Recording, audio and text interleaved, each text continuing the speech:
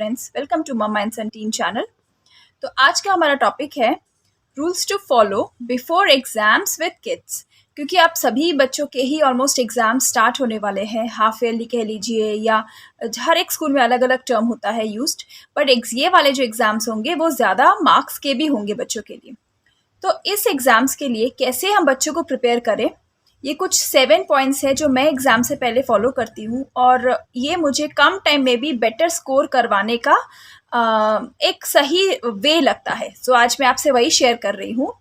Video शुरू करने से पहले एक रिक्वेस्ट है, अगर आपको वीडियो पूरा देखने के बाद वीडियो अच्छा लगे थोड़ा भी, तो ज़रूर लाइक और सब्सक्राइब कीजिएगा, शेयर कीजिए, ताकि हम लोग कई सारे पेरेंट्स को अपने व्यूज़ दिखा सके और पेरेंट्स अपने व्यूज़ भी हमारे साथ कमेंट्स में शेयर कर सके।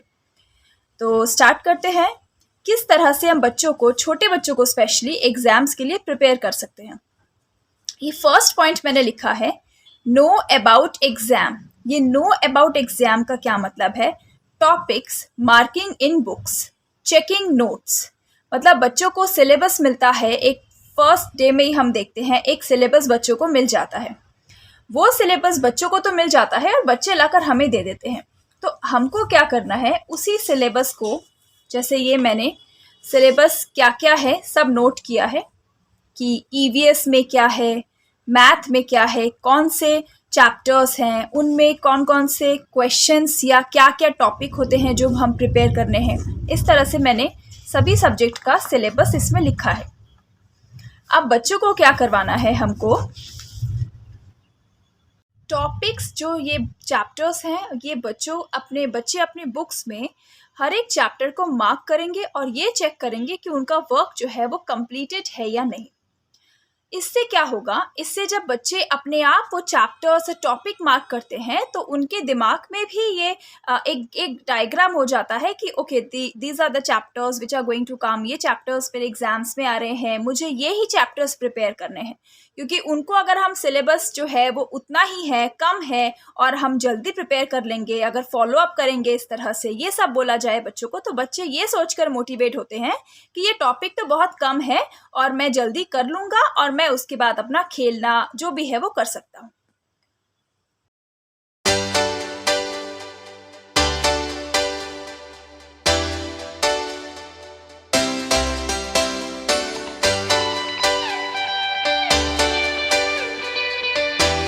तो नो अबाउट योर एग्जाम के बाद सेकेंड टॉपिक जो मैंने लिखा है, जो मैं भी हमेशा करती हूँ, मेक अ टाइम टेबल।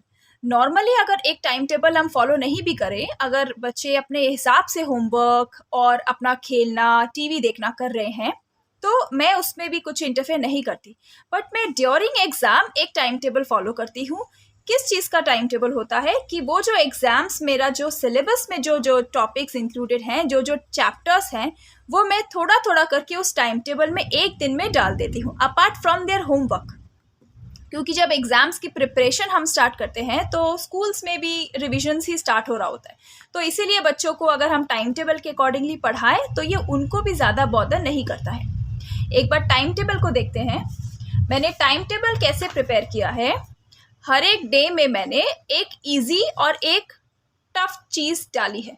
मतलब अगर बच्चे को, सब बच्चों को अलग अलग होता है, ये टाइम टेबल भी आप अपने बच्चों के अकॉर्डिंगली बनाइए कि वो किस तरह से, कैसा और क्या पढ़ सकते हैं। ये टाइम टेबल मैंने अपने हिसाब से बनाया है कि एक दिन मैं ईवीएस का चैप्टर, क्योंकि मेरे हिसाब से ईवीएस का चैप्टर जल्दी हो जाता है, सब बच्चों का अलग अलग होता है।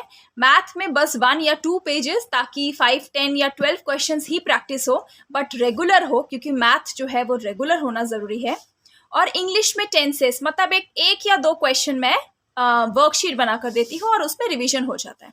तो इस तरह से मैं एग्ज़ाम से पहले ये सारे एवरी डे के लिए, और जो जो टॉपिक्स मेरे इसमें आने वाले थे वो सभी टॉपिक्स मैंने इंक्लूड कर दिए होते हैं। ये जब मैं बनाती हूँ तो मैं इसमें एक रिमार्क्स वाला सेक्शन ज़रूर रखती हूँ, क्योंकि जो चैप्टर बच्चा कर लेता है, मेरा बेटा जो चैप्टर कर लेता है, वो उसके सामने टिक करके खुद के लिए एक स्माइली बना देता है। तो इससे उसको एक सेटिस्फैक्शन होती है कि वाह, मेरा बहुत जल्दी जल्दी कोर्स ख़त्म हो रहा है, और स्माइली बनाता है तो वो खुद को देखकर ही खुश भी होता है। तो इसी तरह से एक टाइम टेबल जो कि बहुत ज़रूरी है, और टाइम टेबल में आप एक टॉपिक, जो चैप्टर्स हैं वो तो सारे डालिए, और थोड़ा डिवीजन मतलब टाइम टेबल को ऐसे डिवाइड कीजिए कि उसमें कुछ इजी और हार्ड पोर्शंस दोनों ही हो। तो बच्चे को ज़्यादा भी नहीं करवाना है, हमको रेगुलर कंसिस्टेंटली थोड़ा थोड़ा प्रैक्टिस कराते रहना है। तो कुछ हार्ड चीज़ जो भी आपके बच्चे के लिए हार्ड है वो, और उसके साथ कुछ इजी जो वो जल्दी कर लेते हैं, इस तरह से वर्कशीट्स प्रिपेयर करें तो बच्चों को प्रिपरेशन करने में ज़्यादा आसानी होगी। क्योंकि नॉर्मल कॉपी किताब में जैसे मेरा बेटा उतना पसंद नहीं करता, तो मैं क्या करती हूँ, मैं हमेशा एग्ज़ाम्स के बाद उसको कुछ वर्कशीट्स देती हूँ। इस तरह से कुछ भी ऐसे वर्कशीट्स बना के देती हूँ जिसको वो थोड़ा जल्दी कर लेता है, और मैं चेक करके अगर उसकी मिस्टेक्स है तो उसको बताती हूँ, और अगली बार वो फिर उसको कोशिश करता है कि मिस्टेक्स ना हो। उसके बाद थर्ड मैंने लिखा है एक्सपेक्टेशंस एग्जाम रूल्स। जब टाइम टेबल हमारा प्रिपेयर हो गया है, बच्चों की मार्किंग हो गई है, बच्चों को पता है क्या चैप्टर्स आ रहे हैं, मुझे क्या पढ़ना है, किस दिन कैसे कंप्लीट करना है, उसके बाद बच्चों को एक्सपेक्टेशंस मतलब एग्ज़ाम से हमको उनसे क्या एक्सपेक्टेशंस है, एग्ज़ाम्स के क्या रूल्स हैं। आप बच्चों को पूछेंगे कभी भी, आप देखिएगा कि आपको कैसे मार्क्स चाहिए, आपको क्या बैड मार्क्स चाहिए, लेस मार्क्स चाहिए, तो बच्चे हमेशा ये कहते हैं कि फुल मार्क्स चाहिए, क्योंकि सभी बच्चों को फुल मार्क्स ही चाहिए होते हैं। लेकिन उनको ये नहीं पता होता है कि कंसिस्टेंटली उसकी ट्रेनिंग मतलब उनको प्रैक्टिस करते रहना है, पढ़ते रहना है, उसके बाद वो जाकर एग्जाम्स में अच्छे मार्क्स ले सकते हैं।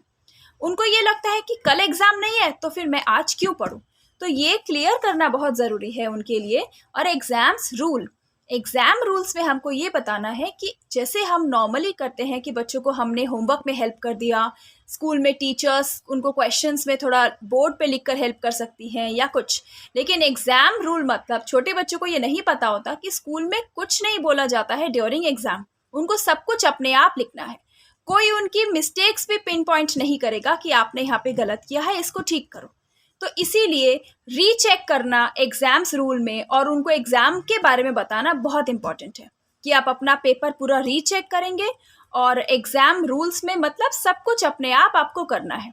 तो ये एक्सपेक्टेशंस उनकी हमारी क्या है और उनको कैसा एक्सपेक्ट करेंगे, टीचर्स कैसा सोचेंगी कि बच्चे प्रिपेयर होके आएंगे, ये सब बोलना बहुत ज़रूरी है। एक कंफर्टेबल और क्वाइट प्लेस, मैं ये कोशिश करती हूँ कि जब बच्चे पढ़ने बैठे तो कुछ टॉयज़ अराउंड नहीं हो, कहीं से टीवी का साउंड नहीं आ रहा हो। जब मैं बैठ रही हूँ पास में किसी भी प्रिपरेशन के लिए तो मेरे पास मेरा फ़ोन नहीं हो या कुछ भी अदर डिस्ट्रैक्शन, मतलब अगर बच्चे बाहर खेल रहे हैं या कहीं और से साउंड हो रहा है, लोग आपके घर में बातें कर रहे हैं, कुछ भी जो डिस्ट्रैक्शन है जो छोटे बच्चों को डिस्ट्रैक्ट करने के लिए इनफ होता है, तो वो कॉन्सेंट्रेट कर ही नहीं सकते हैं। इसीलिए इन बातों का खास ध्यान रखें। एक कंफर्टेबल प्लेस हो, बच्चों का स्टमक जो है वो भरा रहे, वो खाली पेट नहीं बैठे वरना उनको भूख लगती रहेगी। हमेशा जब मैं अपने बच्चे के साथ स्टार्ट करती हूँ या फिर जब मैं अपनी ऑनलाइन क्लासेस भी स्टार्ट करती हूँ, कोई भी क्लास स्टार्ट करती हूँ, तो मैं हमेशा 2 मिनट्स या 3 मिनट्स कुछ भी सिंपल एक्सरसाइज से ही स्टार्ट करती हूँ। सिंपल एक्सरसाइज से मेरा मतलब क्लैपिंग भी हो सकती है या फिर नंबर्स या कुछ भी ऐसी activity, simple counting, clap, just to grab their attention. एक बार सब बच्चों के दिमाग पे कुछ और चल रहा होता है, जब हम लोग एक टॉपिक से उनको ऐसे सिंपल एक्टिविटी कराते हैं तो उनका अटेंशन जो है वो ग्रैब हो जाता है, हमारी तरफ आ जाता है, और उसके बाद उनसे वो स्टडी कराइए, देखिएगा आप ज़्यादा आपको रिजल्ट मिलेगा और बच्चे आपका काम ध्यान से सुनेंगे और जल्दी कर भी लेंगे। और एक जो बहुत इम्पॉर्टेंट बात है, जब हम बच्चों को पढ़ा रहे होते हैं तो जब बच्चे रीडिंग कर रहे होते हैं उसके बाद हमारा रीडिंग करना भी ज़रूरी है। बच्चों से रीडिंग कराइए और साथ साथ आप भी रीडिंग उनको करके बताइए, क्योंकि जब बच्चे रीडिंग कर रहे हैं हो सकता है तब उनका कॉम्प्रीहेंड स्किल इतना नहीं काम कर रहा हो, क्योंकि वो रीडिंग में उनका ज़्यादा फोकस होगा। इसीलिए उनसे रीडिंग इसीलिए कराना ज़रूरी है ताकि आप स्पेलिंग्स चेक कर सकें, और आपका रीडिंग करके इसीलिए देना ज़रूरी है ताकि आप कॉम्प्रीहेंड भी कर सकें। और फिर उनसे ये पूछिए कि आप उनको समझ में क्या आया, ताकि जो भी उनको समझ में आया हो वो आपको बता सके।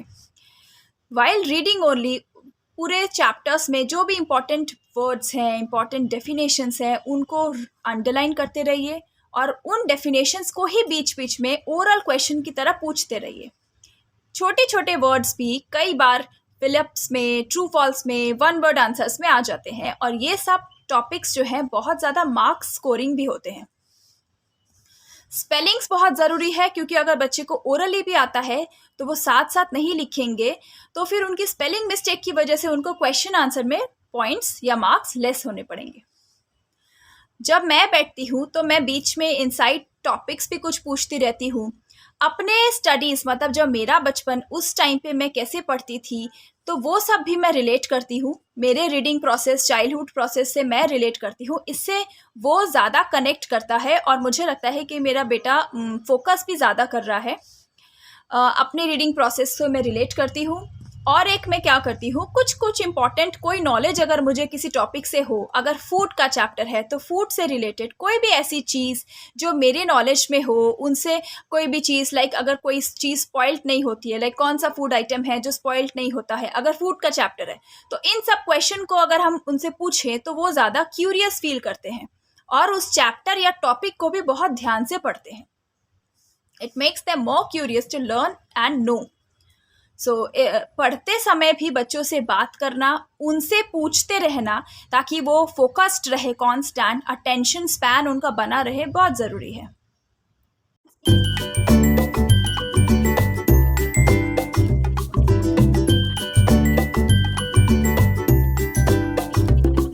मेरा एक चैप्टर ख़त्म हो जाता है तो मैं कोशिश करती हूँ कि उसमें से एक वर्कशीट जो मैं पहले ही प्रिपेयर करके रखती हूँ जब मेरा बेटा जैसे स्कूल में जाता है या तब, अगर जैसे मैंने ईवीएस का एक चैप्टर पढ़ाया है तो मैं उस वर्कशीट को नाम के साथ और उसी चैप्टर में से क्वेश्चंस बना के रखती हूँ। इससे मुझे ये फ़ायदा होता है कि जब मैं नेक्स्ट टाइम भी रिवीजन के टाइम पे या एग्ज़ाम के टाइम पे पढ़ा रही होती हूँ तो मैं वर्कशीट्स भी, अपने बनाई हुई वर्कशीट्स भी एग्ज़ाम और सब के टाइम पे यूज़ कर सकती हूँ। और बच्चों के लिए भी ये थोड़ा इजी होता है कि अपनी बनाई हुई वर्कशीट्स को वो पढ़े और देख ले कि उन्होंने कैसे आंसर्स और क्या गलती की थी। उसको मैं चेक भी करती हूँ, हालांकि ये अभी तक मैंने चेक नहीं करा है। ये वर्कशीट्स बनाने से बहुत हेल्पफुल होती है। हर सब्जेक्ट का जो नोट्स होता है वो मेरे पास प्रिपेयर रहता है, जो मैं एग्ज़ाम वाइज, अपने सब्जेक्ट वाइज एग्ज़ाम डेज में भी कंसल्ट करती रहती हूँ बच्चों के साथ।